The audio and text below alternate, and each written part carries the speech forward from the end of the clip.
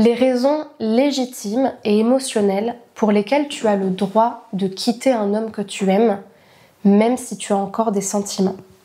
Bonjour à vous mesdames, j'espère que vous allez bien. Je suis heureuse de vous retrouver dans ce nouvel épisode dans lequel aujourd'hui, j'avais envie d'aborder un sujet qui est simple en soi mais qui est ô combien difficile quand on le traverse, qui est ce sujet de « j'aime un homme, je l'aime vraiment ».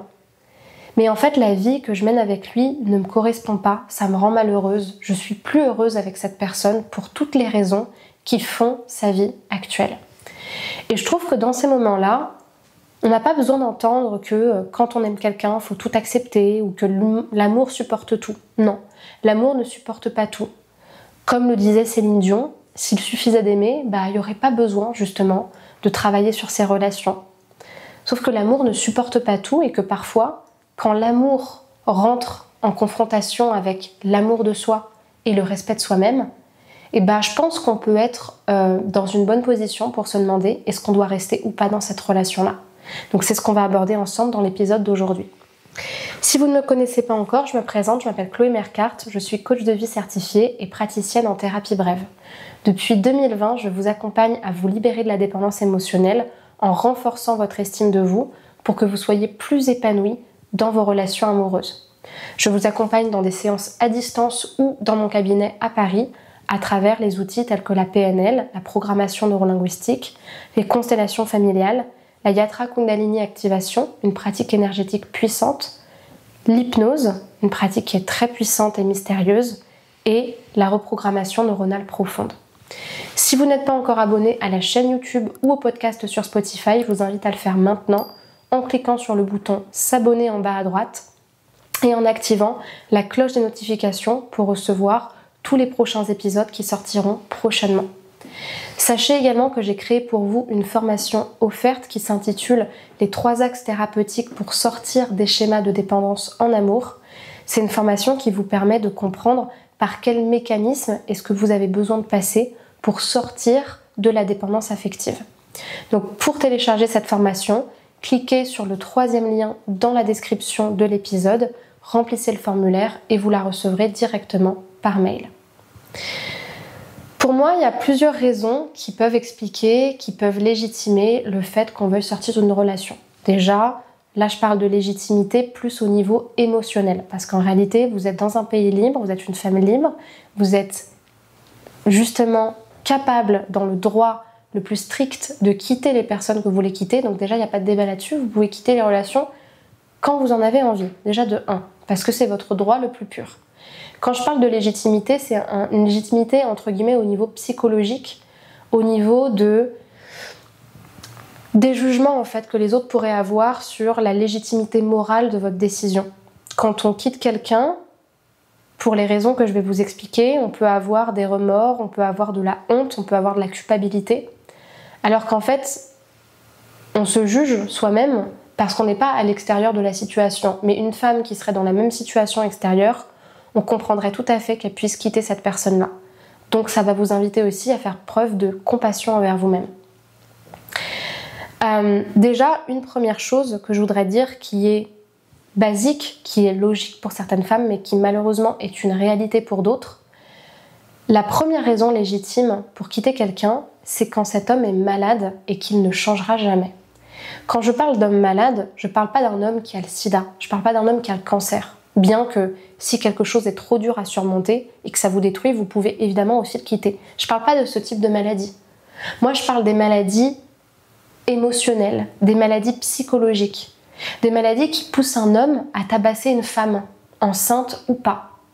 Je parle d'une maladie qui pousse un homme à insulter sa femme quand il boit trop, quand il force un petit peu trop sur la bouteille, comme on dit.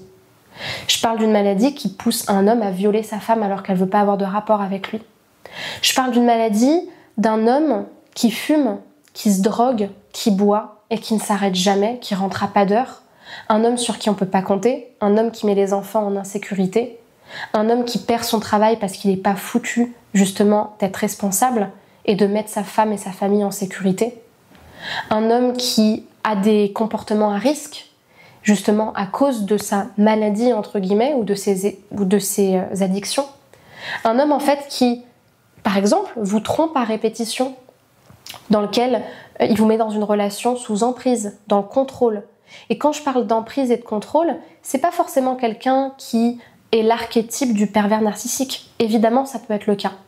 Mais un homme qui, par exemple, ne vous laisse pas sortir, qui est tout le temps jaloux, qui est tout le temps en train de vous empêcher de faire des choses, qui vous soutient pas dans vos projets parce qu'il a peur de vous perdre. Ou encore un homme qui est tellement mal avec lui-même qu'en fait, il vous met dans une emprise relationnelle où vous n'avez plus d'espace à vous, vous étouffez dans la relation, vous êtes malheureuse. Tout ça, ça déséquilibre la relation et ça fait que la relation, elle devient toxique pour vous. Et évidemment que dans ces cas-là, vous pouvez quitter la personne et vous en avez le droit. Oui, il y a des personnes qui sont vraiment malades. L'alcoolisme est une maladie, la dépression est une maladie. Le fait d'être addict à quelque chose est une maladie. Mais c'est pas pour autant que vous devez supporter ça. Si vous le pouvez et que la personne veut changer, qu'elle a conscience de la solution, qu'elle met en place tout ce qu'il faut mettre en place et que vous pouvez le supporter, tant mieux. Et j'espère que cette personne se rend compte de la chance qu'elle a. Mais si la maladie que la personne a vous met en danger, met vos enfants en danger, met votre vie, votre bien-être, votre paix intérieure en danger, partez. Ne vous justifiez pas. Vous n'avez pas à vous justifier à quiconque que ce soit. Vous conseilleriez ça à une autre femme pour son bien-être, donc faites la même chose pour vous. La deuxième chose pour laquelle c'est une raison légitime et émotionnelle de quitter quelqu'un, c'est que vous ne partagez plus ou pas du tout les mêmes valeurs, que vous n'avez pas les mêmes projets, que vous n'arrivez plus à vous projeter ensemble sans que ce soit désaligné pour vous. Ça peut être le cas quand, en fait, vous vous rendez compte que vous avez évolué et qu'en fait, vous n'êtes plus celle que vous étiez avant. Ou alors, ça peut être le cas qu'en fait, juste vous vous éveillez à vous-même, vous êtes beaucoup plus conscient de ce qui est important pour vous et vous vous rendez compte qu'en fait, les raisons qui vous ont poussé à vous mettre avec cette personne dans le passé, c'était pas des bonnes raisons, ou c'était les raisons de la femme que vous étiez il y a quelques années et qui n'a plus les mêmes besoins de celle-ci aujourd'hui. Par exemple, une femme qui va se mettre avec un homme parce qu'en fait, elle a peur d'être seule, elle a envie d'un homme gentil, d'un homme à peu près, d'un homme, oui, qui est vraiment gentil, qui l'aime vraiment, mais au fond, elle s'est jamais demandé, est-ce qu'on a les mêmes valeurs? Est-ce qu'on a les mêmes idées politiques? Est-ce que cet homme-là, en fait, il partage les mêmes idées sur les femmes, par exemple, ou sur l'éducation, ou sur ce qui est important dans la vie, ou sur est-ce que c'est important d'avoir une carrière, ou est-ce que c'est plutôt important de profiter de la vie, ou comment investir son argent. C'est des choses qui peuvent paraître banales, mais en réalité, c'est hyper important parce que c'est des choses qui, à terme, quand vous allez grandir et évoluer, et vous révéler à vous-même, être avec un homme qui finalement est raciste, a des idées très fermées, là je parle de racisme et de politique, mais en fait, en réalité, ça peut être juste un homme qui a des idées très fermées, quelqu'un qui est très négatif, quelqu'un qui veut pas sortir, quelqu'un qui veut pas vivre, quelqu'un qui est tout le temps la tête dans le guidon, dans le travail, quelqu'un qui a des idées arrêtées sur la famille, quelqu'un qui a des idées arrêtées sur les femmes, sur le changement. Et en fait, vous vous rendez compte que à un moment donné, ça a été juste d'être avec cette personne parce que vous ne voyiez pas tout ça et vous n'étiez pas sensible à tout ça. Sauf que la personne que vous êtes en train de devenir ne peut pas évoluer dans une cage fermée avec quelqu'un qui n'évolue pas non plus. Donc ça, c'est évidemment légitime. Et évidemment, ça impacte forcément l'alignement d'être dans la relation et votre projection avec cette personne-là. Si vous n'avez plus de sentiments pour lui, ça arrive, c'est légitime. Évidemment, c'est peut-être lié à la dynamique de la relation. Si cette personne a été trop dépendante, trop insultante, trop irrespectueuse, trop contrôlante, ou juste que en fait le temps est passé et que vous n'avez plus de sentiments pour la personne. Vous avez envie d'aller voir ailleurs. Vous ressentez qu'il n'y a plus cet engagement, il n'y a plus cette envie d'avancer avec l'autre, il n'y a plus cette envie de progresser avec l'autre comme c'était le cas avant. Parfois, il vaut mieux se rendre compte qu'on n'aime plus quelqu'un plutôt que de le tromper et donc de se tromper soi-même pour ne pas regarder la réalité en face. Vos envies et vos besoins pour la relation ne sont pas les mêmes. Il veut aller trop vite ou pas assez. Il n'est pas prêt à faire ce qu'il faut pour s'engager pleinement avec vous et être disponible. Des fois, on s'aime, on aime passer du temps ensemble. C'est facile de regarder des films, d'aller voir un film au cinéma, d'aller au centre commercial, d'aller dans la forêt, de partir un week-end et de choisir un Airbnb, de prendre des billets d'avion. C'est cool de faire ça. Sauf que quand en fait, la personne, elle n'est jamais disponible pour vous, Quand par exemple vous avez des problématiques et que lui, quand ça rentre pas dans son schéma, il ne se rend pas disponible pour vous, il n'est plus là pour vous. Quand finalement, vous avez envie d'acheter, vous avez envie d'avoir des enfants, vous avez envie de vous paxer, de vous marier, vous avez envie d'avoir un projet un petit peu plus évolué. Quand finalement la personne n'est pas au même rythme que vous, c'est pas forcément un manque d'amour. Des fois, c'est que vraiment la personne, c'est pas le moment pour elle, c'est trop tôt pour elle. Elle est peut-être encore dans ce que j'appelle le chemin du village, avec ses vieilles habitudes, avec ses vieilles pensées, ses vieilles valeurs. Et en fait, elle fait de son mieux pour évoluer. Et peut-être que ce que vous lui demandez, ça ne correspond plus à ce qui était facile avant, quand il n'y avait pas d'engagement. Ou ça peut être aussi une personne qui a peur de l'engagement. En fait, on s'en fout. À partir du moment où vous vous rendez compte que, au-delà des bénéfices à court terme de la relation, vous n'arrivez pas en fait à vous projeter avec la personne parce qu'elle ne peut pas vous apporter ce dont vous avez besoin et envie dans votre vie, moi je trouve que c'est légitime de se poser la question, est-ce que je reste ou non avec cette personne-là? Parce que le temps passe. À 30 ans, on a encore le temps de se poser la question. À 35 ans, ça commence à faire quand même. À 40 ans, il y a des choses qu'on ne peut plus faire. Ou plus aussi facilement. 45, 50, et la vie passe. Donc, moi je trouve que vos projets ils sont légitimes. À vous de voir quelle importance ça a. Quand la personne ne s'investit pas autant que vous, ni ne priorise la relation, que vous êtes la seule à porter la relation. En fait, c'est pareil, c'est facile de partir en vacances ensemble, c'est facile de se dire qu'on fera ci, qu'on fera ça. Mais si vous avez un gamin en face de vous, un homme irresponsable, qui avance pas dans sa vie, qui est pas fidèle, qui n'est pas une personne fiable, que vous n'avez pas confiance en lui, et que sans tous vos efforts, tous vos investissements, la relation ne pourrait juste pas tenir parce que ce serait une maison en branle sur des piliers qui sont pas stables, en fait, est-ce que vous avez envie d'être une maman toute votre vie qui prend un enfant à charge alors que vous devriez avoir un partenaire? Donc c'est pareil en fait. Ok, il est cool, il est gentil, il est mignon, mais s'il ne s'engage pas, qu'il ne s'investit pas et que vous êtes la seule à porter la relation, moi je trouve que la question se pose. Vous vous faites trop de mal tous les deux. La communication ne passe pas, tout est trop difficile, il y a trop de disputes, malgré vos tentatives de communiquer, il ne se remet pas en question. Il pointe toujours vos comportements mais n'entend pas ce que vous avez à dire, vous n'êtes pas sur le même pied d'égalité. La communication, c'est la base de la relation. Vous allez passer toute votre vie à vous coltiner une personne qui est différente de vous. Et c'est normal de se disputer en couple, c'est normal d'avoir des conflits, ça je ne le remets pas en question. Les personnes qui disent « Ah oui, mais il faut accepter les disputes ». Mais là, on ne parle pas de disputes, là. On ne parle pas de « c'est chiant de communiquer ». On est en train de dire une situation où vous faites l'effort de communiquer. Jusqu'à 3h du matin, vous communiquez sur vos sentiments, vous parlez, vous essayez, vous faites des syntaxes, vous étudiez la communication non violente, vous faites tout ce qu'il faut, vous voulez juste communiquer. Et la personne, elle se remet jamais en question. Non, c'est toi le problème. Non, si j'ai fait ça, c'est pas ma faute, c'est toi. Non, mais ça m'appartient pas. Non, mais si moi j'ai ressenti ça, c'est à cause de ça. Non, mais si j'ai... on est un couple ou on n'est pas un couple? T'es un adulte ou t'es un gamin, en fait? La communication, c'est hyper important. Donc si à un moment donné, ensemble, vous devenez toxiques l'un pour l'autre parce que vous vous insultez, vous vous manquez de respect, vous n'arrivez plus à communiquer, et tous les efforts que vous pouvez faire d'une manière ou d'une autre ne fonctionnent pas et ça vous épuise et vous en avez marre et vous êtes au bout, parfois il faut savoir s'arrêter avant que ça devienne explosif et avant que les limites soient dépassées. Donc, ça aussi c'est une limite. Votre bien-être émotionnel, votre paix intérieure est impactée. Quand la relation est déséquilibrée, que vous prenez trop de choses en charge sans qu'ils ne s'en rendent compte, qu'ils ne prennent pas ses responsabilités, que ça vous génère du stress, quand ça devient trop dur à porter.